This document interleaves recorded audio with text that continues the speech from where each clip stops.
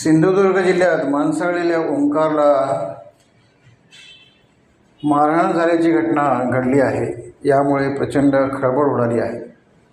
गेल्या महिनाभरापासून सावंतवाडी दोडामार्ग तालुक्यात धुमाकूळ घालत असलेला आणि एका शेतकऱ्याचा बळी घेणारा ओंकार सध्या बांधा परिसरात आहे। मात्र या हत्तीच्या बाबतीत दोन संतापजनक घटना समोर आल्या आहेत। बांध्यात हत्ती केळीच्या बागेत शिरला असता एकाने त्याला थापड मारली, तर दुसऱ्या घटनेत दांडक्याने मारहाण केल्याचे बोलले जात आहे। या दोन्ही घटनांचे व्हिडिओ सोशल मीडियावर व्हायरल झाले असून हा प्रकार अत्यंत गंभीर असल्याचे प्राणीमित्रांचे म्हणणे आहे। दोडामार्ग तालुक्यातील मोर्ले येथे ओंकार हत्तीने एका शेतकऱ्याला तोडून ठार मारले होते। या गंभीर घटनेनंतर शासनाने या हत्तीला पकडण्याचा निर्णय घेतला।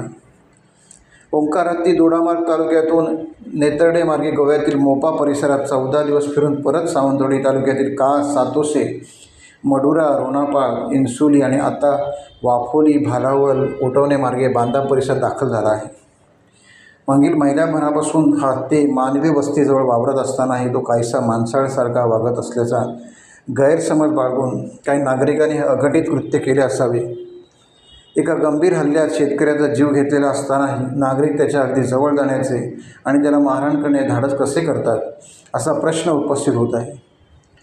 ओंकार हत्तीने मनुष्यहानी केल्याचे सत्य माहीत असूनही वन विभागाकडून त्याला पकडण्याच्या कारवाईला इतका विलंब का होत आहे, असा संतप्त सवाल शेतकऱ्यांनी उपस्थित केला आहे।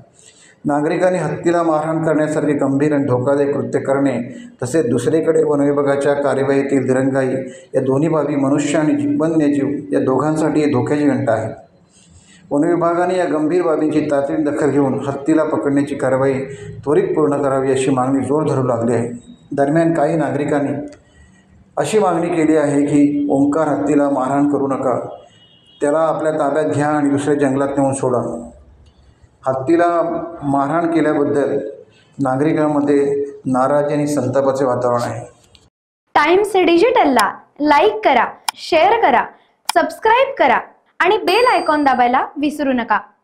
Times digital.